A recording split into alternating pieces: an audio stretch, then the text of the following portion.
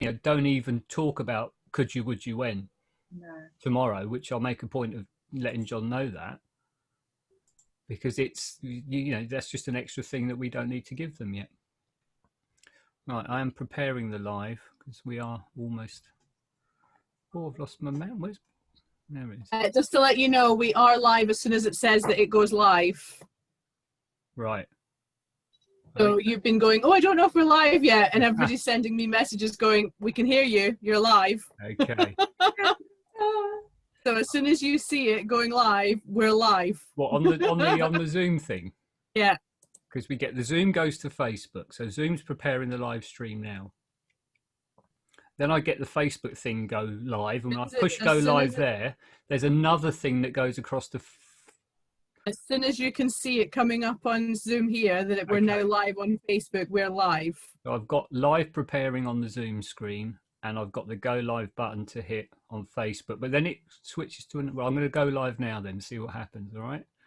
In 3, 2, 1, go live anyway. So that would mean we are now live on Facebook,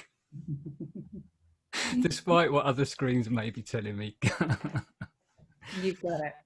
So, good afternoon or good evening. I still haven't worked out which I prefer, and I'm still going to stick with good afternoon.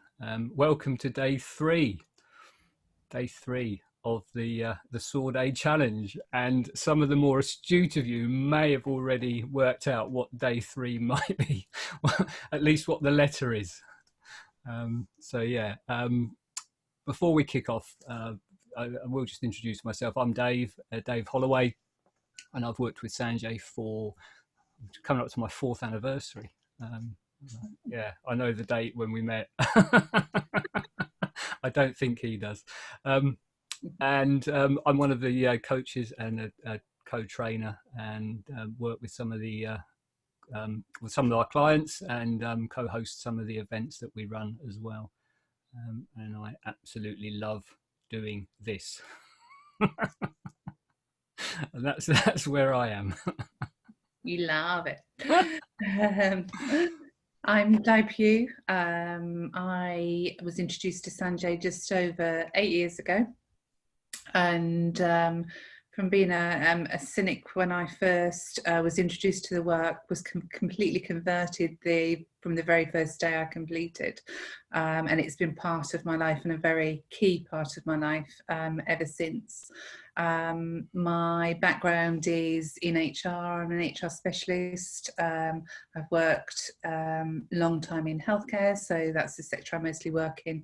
And it really has helped me. The various techniques that he's taught us along the way has really helped me both in my personal life and fundamentally in my work life, which has been really key. And I've used as part of teaching others, and become a co-trainer and a coach with Search Answers, which means I get the privilege too of working with many of our clients, and get to do fun stuff like this. So thank you. And last but not least tonight, because we haven't got John. No. We've got Jen. Good evening, everybody. Sorry, I'm just trying to sort out the Facebook on my other screen so I can see all your comments. It wasn't working this evening, so I was panicking. So good evening, everybody, and welcome to those of you that I can see are now live on our Facebook page. My name is Jenny Henderson. I have been working with Sanjay for roughly 8 years. I work very closely with him, supporting him on his sales and marketing activities, and so like that, manage his Facebook page, etc. But I am also a client of his, and I've embraced the material, having worked with him for so long. It has helped me in my business, it has helped me in my personal life, and I know that I wouldn't be where I am today if it hadn't been for meeting Sanjay, and for learning and embracing and using the tools and techniques that he has taught me, including the one that we are going through on this 4-day challenge. Countless examples of how it's helped me over the course of the past 8 years. And it's been an amazing journey so far, and I'm just privileged to be surrounded now by an amazing team of people that I work with. Is that me and Diane? Yeah. Well, at least say that tonight. Yeah. Let's hope John's not watching. Okay. Recap on yesterday. We were on O of the SOAR method, or the SOAR technique, observe, and did ask people just to sort of observe what was going on, where you were, what emotions, whether you were above the line, below the line, and just what was coming up for you. I don't know if anyone's put anything in the on the Facebook page, Jen, as to where they... Nothing yet, just we've had a wave from Nikki Smith. So good evening, Nikki. Great to have you with us again. And thank you for your comment that you put up on our other page. And so glad to hear how SOAR has helped you over the last 6 months. But nothing so far from homework. So yeah, I will keep an eye out. I will keep an eye out for comments. Okay, that's fine. So tonight we move on. We have we started with stop on Monday, and we observed yesterday. Look at that, it moves. And tonight we're on to accept, or acceptance. So we've taken the thoughts, or not the thoughts, rather, we've taken the attention from the thoughts, from the head. We've moved the attention into the body. We've observed what's going on. We know where we are, or we've got an idea, maybe we're above the line, below the line, but we're feeling something. Acceptance is accepting the fact that you are feeling something, and whatever it is you're feeling is what you're feeling. It's the opposite of resistance. So it's not catching yourself thinking or saying to yourself, I don't want to be feeling this way, or I don't want this to be happening, because at that point you're resisting what is happening. You're not accepting it. And if you remember back, I shared the chart of emotions, which I can share again. When we looked at the chart of emotions, acceptance is an above the line emotion. It's a high energy. It's a high energy place to be. And from that place, decisions, I'll say, get easier. Decisions have a different flavor. There's a different process going on when you're making a decision from a place of acceptance, from a place that's above the line, as opposed to a place that's below the line. Think of yourself maybe being caught up in the storm, in the hurricane or the tornado. That's what's happening when you're resisting and when you're caught up in things. And as you observe the fact that you observe what's going on, you accept. That acceptance takes you above the line. That acceptance starts to take you out of the storm, move you towards the eye of the storm, the calmer place. And making decisions from that place generally leads to, I'll say, a better decision. It leads to a decision that's more likely to turn out in a positive way for you. I don't know if Diane or Jen have got anything that you could add to that. I was just thinking through examples of when I really use this, and sort of in work really springs to mind when I'm going into something that can either be particularly challenging, or I don't know what to expect, or sort of so my mind's working overtime trying to work everything out, how it could be, how it, which way this might go, and what am I going to say, and when I actually stop and come out of the mind and just observe what's going on, and then just really connect with the feelings that are coming up, which for me can very often be anxiety, sort of the, sort of buzzing that goes on around there. And when I just start to notice it, it's amazing, and just connect with it, it's amazing how quickly it dissipates. and, you know, sort of all the thoughts that are buzzing around just calm down. And I go into that that meeting or that you know, sort of whatever is happening in a much calmer place. So I actually hear more what's going on and really connect from a different place rather than buzzing around. And the feelings just start to really sort of calm down within it. So it's had fantastic results for me. Yeah, I think when I go through the process, and it's difficult, and I know we've alluded to a lot of the different steps, and it is difficult when you're trying to break down the individual steps not to go through the whole process. We've got another day yet. Yes. I know. That's I know. Which might be So I'm trying to be careful, because obviously not giving the game away as to what R might be, but trying to think about things in isolation. I often think about and Dave mentioned to it earlier, it's that resistance, isn't it? It's that, you know, when the acceptance and the resistance, and it's the yin and the yang. Yeah. And when you're trying to either hide from something, you're trying to not look at it. Oh, what's that over there? I'm just not going to look at that. Or I'm going to just kind of ignore that. It almost becomes bigger than it actually is. And again, that's where the mind can maybe start to play on things, that actually things are bigger than you think that they are. And as Diane said, when you just accept that actually that's just how it is, that's how I'm feeling, that's how things are, it's actually not as bad as your mind was trying to let you believe. And that emotional hold on you is less, because you've accepted it. Whereas if you try and resist it, it's almost like that thing when you're trying not to look at something and you're trying to ignore it, but it's jumping up and down, or it's poking you and going, I'm still here, don't forget me, I'm still here. And then it gets bigger and it gets bigger and it gets bigger and it pokes you harder. And you're kind of going, oh, okay, now I'm starting to feel uncomfortable. Now I've got to do something about it.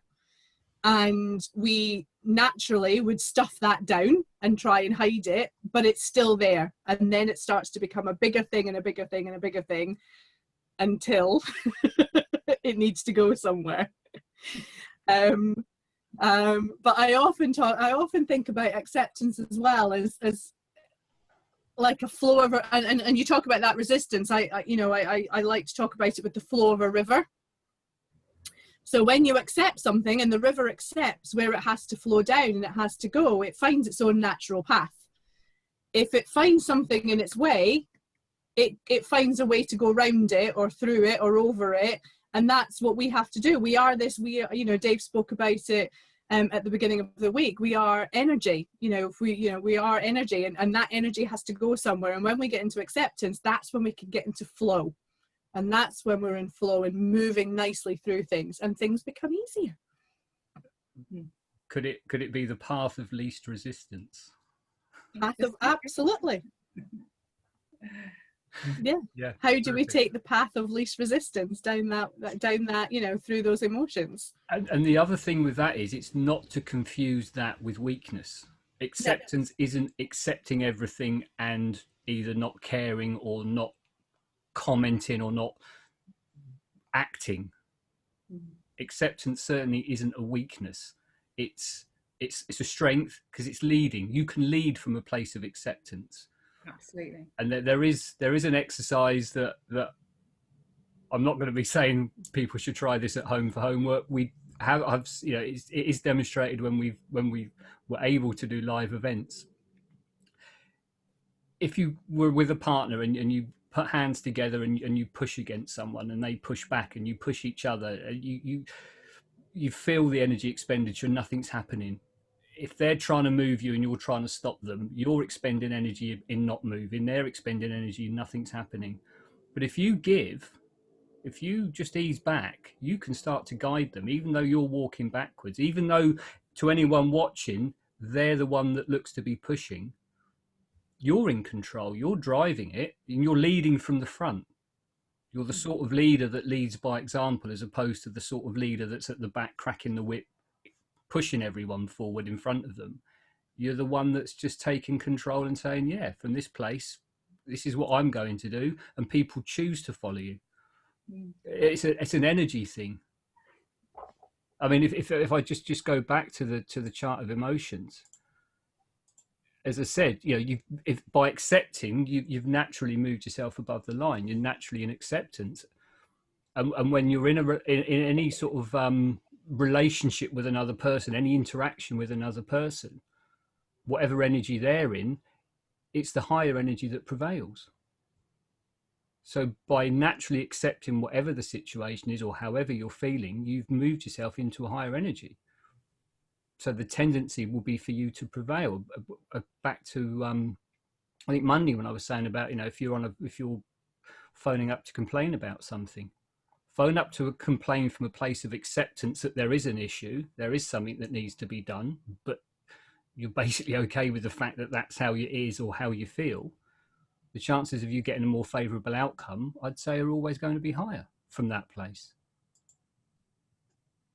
So it's again, counterintuitive. And there was a word I was looking for on Monday that I didn't come up with. I know it begins with P, paradox. That's the word. You always get there in the end, Dave. I always get the first letter. It begins with a P. Yeah. And that's the paradox. And again, I think it was said Monday, this is deceptively, elegantly simple. Could be eloquent. We're eloquent. It's elegantly simple. And I think sometimes people look for the complexity, look for it to be difficult. How could it work if it's so simple or so easy? And that's one of the paradoxes. And in acceptance, absolutely, because as I say, if you see two people and one's pushing and one's allowing them to push, it's the person that's allowing who's in acceptance, who's driving, who's leading, but it doesn't look like that. And paradoxically, you think you always need to stand up and confront or resist. No, this is wrong. This shouldn't be happening like this. So I'm going to change it. And you're coming from a lower energetic place. You've not really accepted the situation. So you haven't stopped, seen what's going on, then accepted it. That's the steps. I think the key thing. Nikki's just put a comment as well, which is what we were talking about. Really, is acceptance doesn't mean you condone. So acceptance in this aspect isn't about, as you said, Dave, being a weakness or condoning it, or it's truly coming from a place of internal, and it's coming from the body, not the mind, in terms of that acceptance. It's being clear about the outcome that you're looking for from that place. And I think, sort of that's where I was just going to go, is the key part there for me is it's not a weakness, and it's not condoning someone else's behaviour towards you. Actually, what you're doing is lifting your energy into that higher place of being above the line, and you're leading them to the outcome that you're looking to achieve. And it's amazing how quickly you can get results from that place, rather than really feeling that you need to force the outcome or force the result that you're looking for, because you haven't got that resistance. That resistance, you're not meeting it at that place. You're guiding it to a different place of the outcome, which is a completely different way of interacting with each other as well. Because very often when we go into that, confrontation, we end up coming out either judging the other person or judging ourselves from the way that we've responded to a situation. Whereas if we are leading from a place of complete acceptance, actually we're a bit nicer people to be around. And you must have seen that quite a lot in your work in HR and within teams. What have you noticed when you've got two people that are butting those heads? What's the outcome? There's never an easy outcome, is there? Never. And it's amazing how many workplace issues are created from this place. So sort of if some of the best leaders we know, we talked about leaders, and you very clearly put it, Jen, actually the leaders who we look up to, that we really aspire to be, are the ones that lead from a place of complete acceptance, of being at peace, of acknowledgement that not everything's perfect, and sort of there's not much we can't sort out, but they are leading their team from that place. When you get people locking heads and really resisting or fighting, competing for an outcome, it only ever ends one way, and it's not, sort of, it's either protracted or prolonged sort of outcome bashing, and the rest of the team feel very uncomfortable as a result of. Whereas actually what we're talking about is really leading from above the line of a higher energy, and bringing the team naturally follow from that place. So it's a much better workplace to be around. I use this so much. Yeah. And again, back to the levels of emotion in David Hawkins' work, power versus force. The above the line emotions are the power emotions, below the line are the forceful ones, and it's the energetic expenditure. And it's not to say that things don't happen from those lower energies, but it's the energetic expenditure, the cost to you of maintaining things from that place. And another thing that occurred to me when you're talking about accepting, especially in if you've got something with another person, is their behavior. Acceptance isn't accepting their behavior. Acceptance is accepting what's happening, or what's happened, or how you feel and what's going on for you. And that's the acceptance. It's not about what's maybe being done, or been done by someone. It's not the action, it's not the act. It's accepting the reality of where you are and how you feel, and dealing with that. That's what you're doing, and it's very much an internal thing. And doesn't our language play such a massive part on this? Because we're so, and I catch myself sometimes still doing this, and I used to do it a lot more than I did, but our language has a play of part when we say, well, he made me feel this way, or she made me, and it's like, well, no, they can't make you do anything. It's your reaction, it's your feelings that are triggered in whatever is happening. They can't make you do anything. But we've got that horrible phrase in the English language, well, he makes me feel, she makes me feel.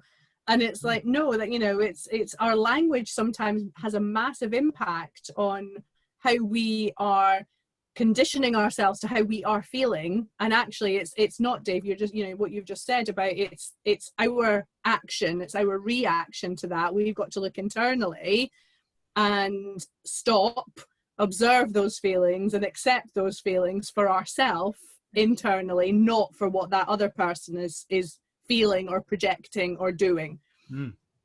That moment you say someone's made you feel in a certain way, that's the resistance. Absolutely. Yeah. I don't like the way I'm feeling, so I'm going to blame someone else. Absolutely.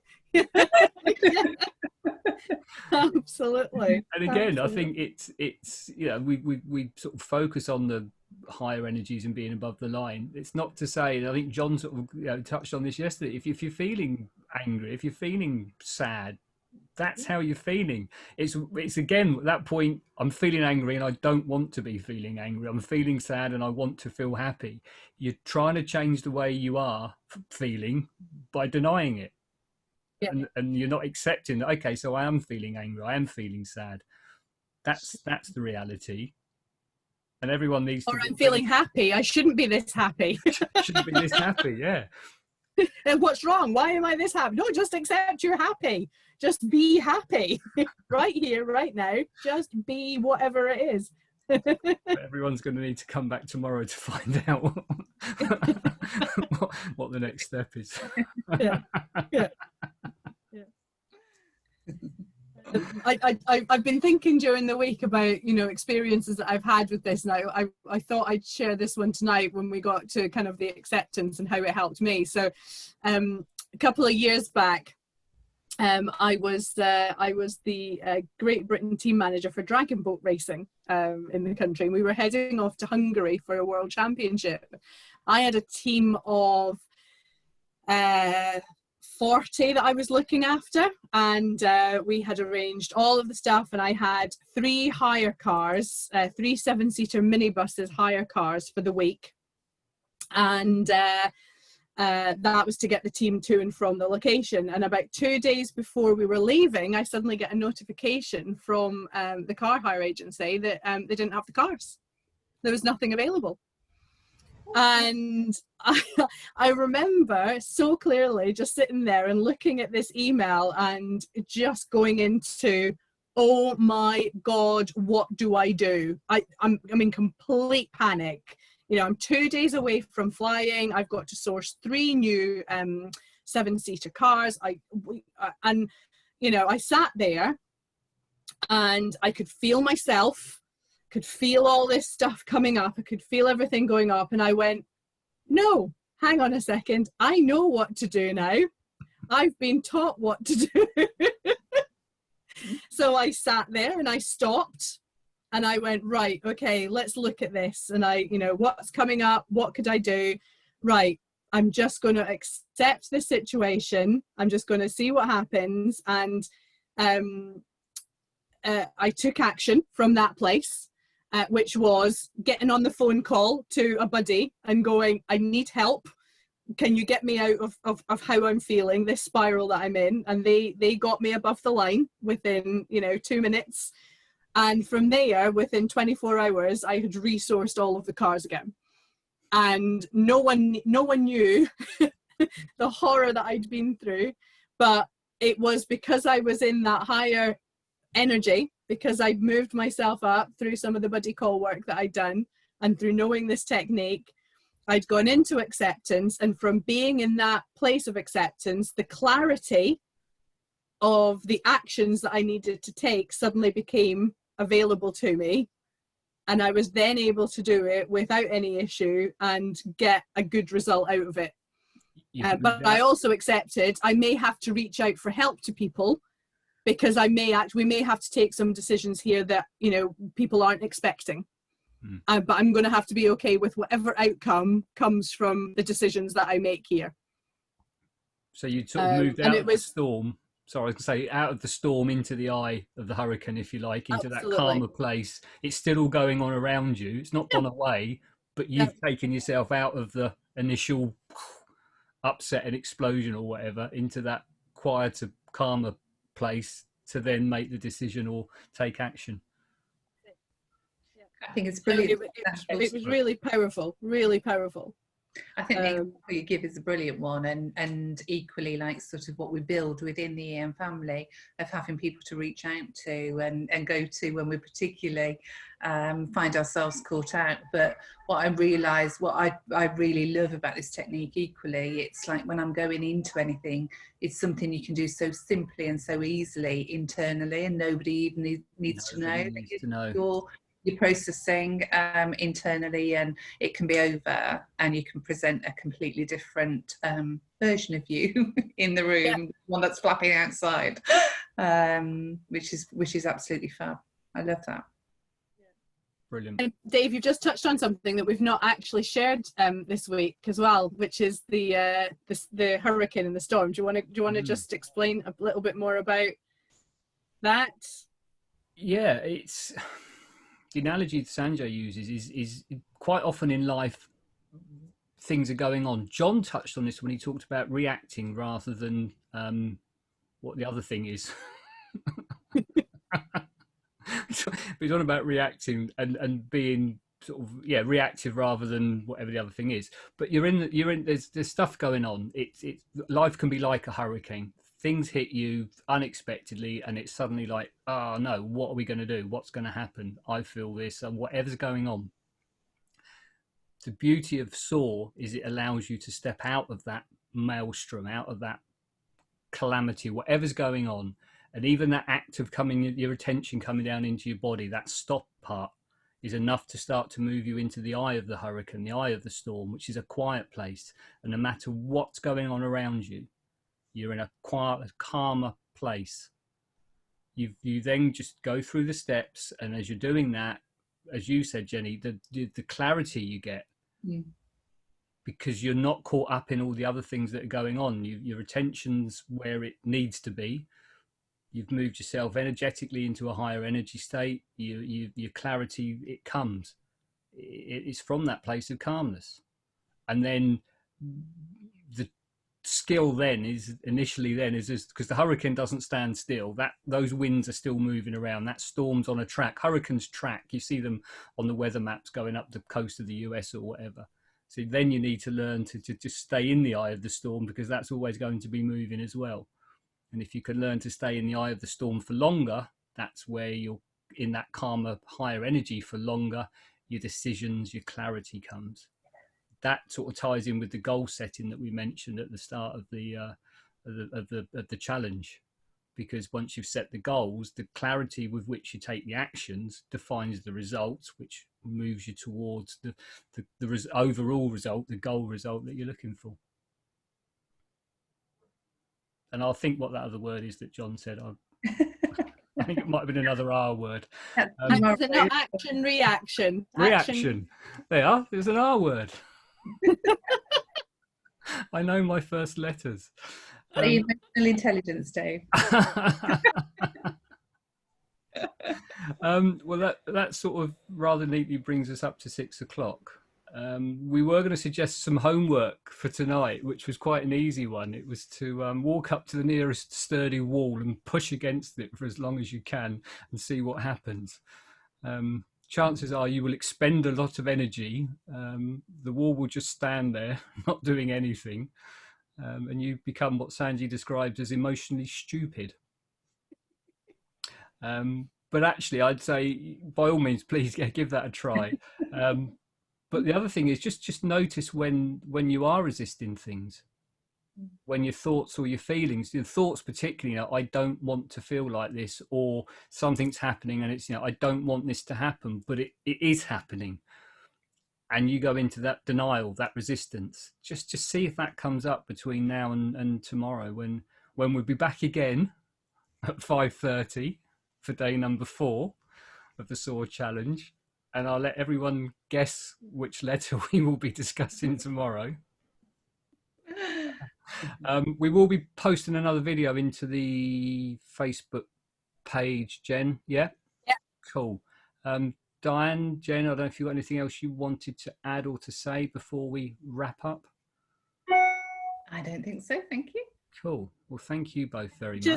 Just please make sure you keep commenting on our Facebook page. It is nice to have that interaction, to know that you are out there. And obviously, if you do have any questions on any of the elements that we've touched on so far, and any experiences that you've had, or anything that you would like to share and raise with us that we can help you with, then obviously please do take advantage of that.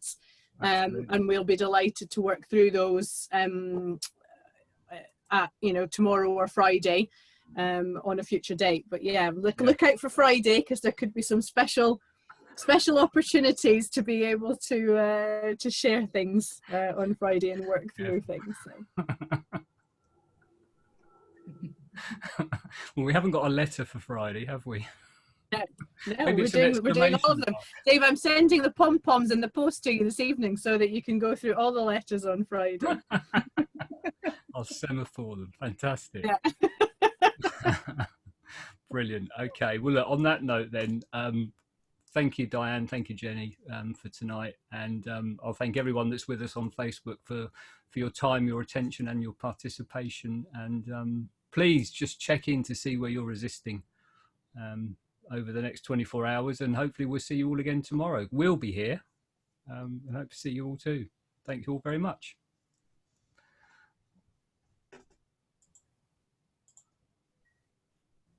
How soon does the live stream stop? As soon as you're off, as soon as it stops. So Brilliant.